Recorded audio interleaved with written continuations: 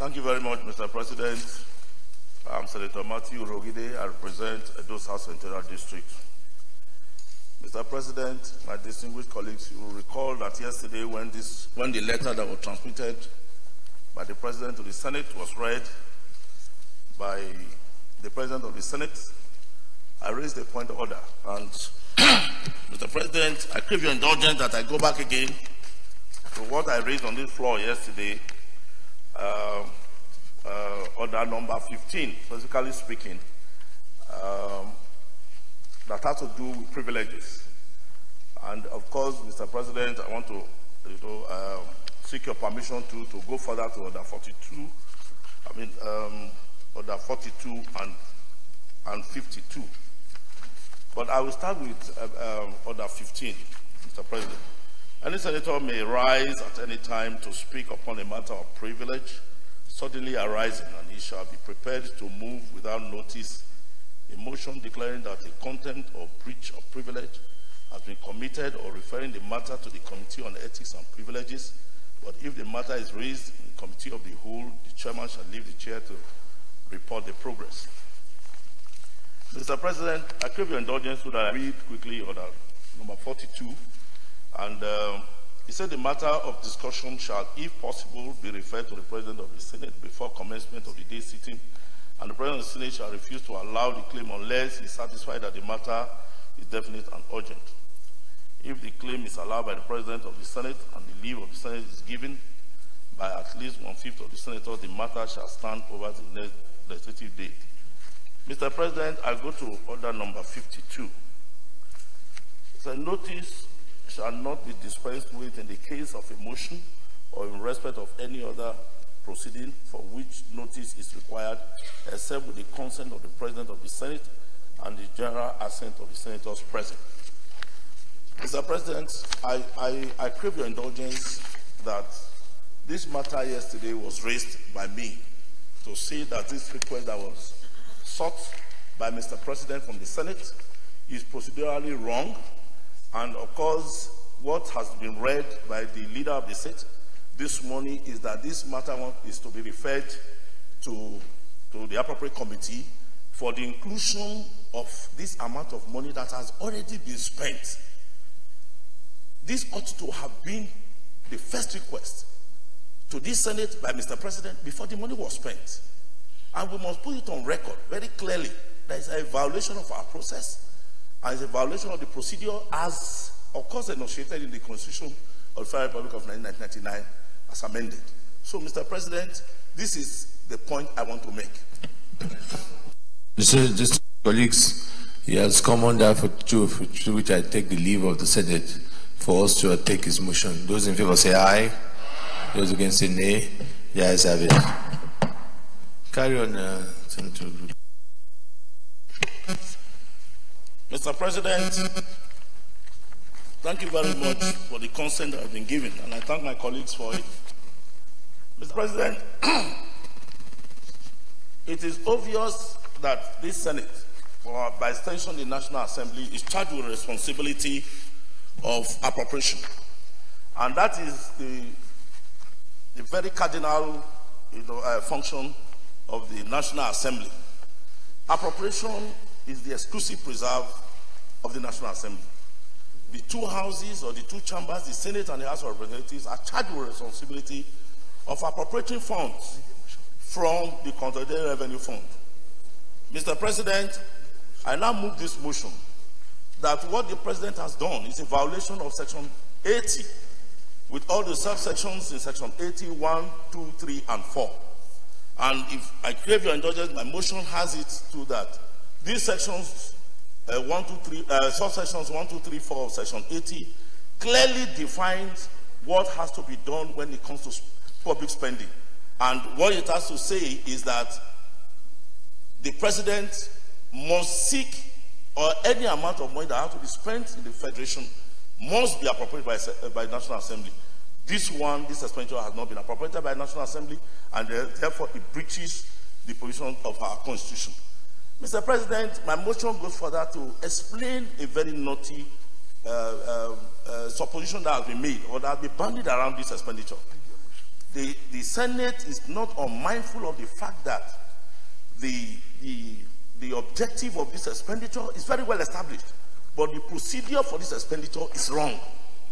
There ought to have been appropriation before this money was spent.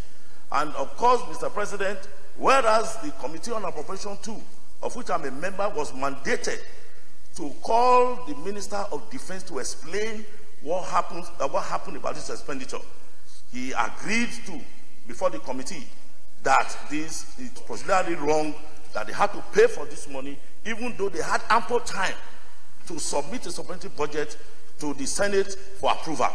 They refused to do so. So, Mr. President, the Senate hereby further notes that there are serious consequences for violation of our Constitution. Now, this is, we are between agreeing to performing a function that the President has done on behalf of this country, which is quite objective, but at the same time, a violation, which of course is our Constitution that we have all sworn to uphold. So, Mr. President, as a consequence, the only thing that we can draw from on this is that we call on you, Mr. President, to invoke Section 143 of this Constitution. Because what it means is that this matter is not to be investigated. It is clear that this offense has been committed by Mr. President. If it has been committed, do we now say the violation of the Constitution is what we have to take for the shortcoming of the executive or Mr. President? Or we don't believe we want to run our country like a banana republic, where expenditures and the role that the National Assembly is supposed to perform is taken away, and expenditures can be incurred by the executive without recourse to the National Assembly? So, Mr. President, I want the Senate to resolve that what the President has done is procedurally wrong. It's a violation of our Constitution. It must be condemned, and of course, the consequences that are contained in the provisions of Section 143 of our Constitution should be invoked. I so move, Mr. President. Senator Otazi. President, I am Senator Chukwuka Otazi. I represent the good people of Enugu North Central District of Enugu State. We don't have bad ones in Enugu State. We have good people only. Mr. President, I rise to second this motion as moved by the chairman of the Senate Committee on Public Accounts, most distinguished Senator Matthew Rogide. Mr. President, Section 80 of 1999 Constitution as amended has established, especially in subsection 2, that 1, I read, no money shall be withdrawn from the Consolidated Revenue Fund of the Federation except to meet the expenditure that is charged upon the fund by this Constitution, or where such issue, or where the issue of those money has been authorized by an Appropriation Act, Supplementary Appropriation Act, or an act passed in pursuance of Section 81 of this section. And he said, 3, no money shall be withdrawn from the public fund of the Federation other than the Consolidated Revenue Fund of the Federation, unless the issue of those monies has been authorized by an act of the National Assembly. What has been read has not been authorized by the National Assembly and is a completed act. Subsection 4, no money shall be withdrawn from the Consolidated Revenue Fund or any other public fund of the Federation, except in the manner prescribed by the National Assembly. We have not prescribed anything, and this thing is done extra budgetary. So we are not prescribed. And you go to, I'll take the privilege to go to Section 81, and I read subsection 81.2. The heads of expenditure contained in the estimate under the expenditure charged upon the Consolidated Fund of the Revenue of the Federation by this Constitution shall be included in a bill to be known as an appropriation bill, providing for the issue from the Consolidated Revenue Fund of the sums necessary to meet the expenditure and appropriation of those sums for the expenditure for the purposes specified therein. And it goes also to say in 4, it's 1.4, if in respect of any financial year it is found that A, the amount appropriated by the Appropriation Act for any purpose is insufficient. Or B, a need has arisen for the expenditure for a purpose for which no amount has been appropriated by the Act. A supplementary estimate showing the sums required shall be laid before each house of the National Assembly, and heads of such expenditure shall be included in a supplementary appropriation bill. Mr. President, I take time to read all this for everybody because my colleague that just moved the motion didn't read this thing, and I have to read it for people to feel and understand what we are saying here. You see, we are still doing an appropriation bill. We are not finished with the appropriation bill. And I don't call this, I don't know whether, looking at the Constitution, whether this one falls under Section 81(4), where you are bringing supplementary. There is no supplementary, and somebody, the chief executive of this country, has decided to act outside the Constitution. This is not the first time this thing has happened, Mr. President. This thing has started a long time ago. When the service chiefs were brought here, they were appointed and given the offices, and they will assume their offices. When the FIRS chairman was appointed, he was appointed and assumed office without recourse to this National Assembly. And several other such constitutional breaches that are here before, that are flying in the face of this National Assembly. And in this one again, our president, and even the funny aspect of this thing is that it's going to be this Tucano that is going to be supply helicopter. It's in 2020.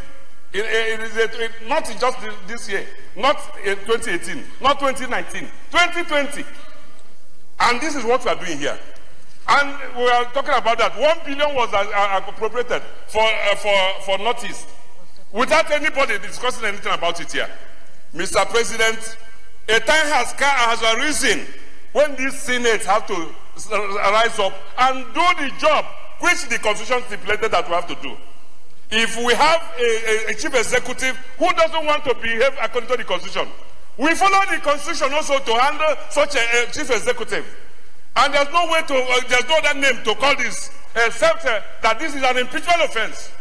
It's an impeachable offense, and we cannot allow that. We cannot stay here and Nigerians will be, the assembly will be taken for granted. Nigerians will be taken for granted. It should not be so, Mr. President. If you say that you are a man here, you can stand up to be counted. If you say that you are here on behalf of your people, this is time to stand up and get counted. We're talking about Nigeria. We're not talking about anybody. We're discussing about our country. This is our country. And things should be done the way it should be done. Not the way things are done. So I rise and support this motion, second this motion, as moved by the chairman of the appropriation, the Senate Committee on Public Accounts Committee. Thank you so much.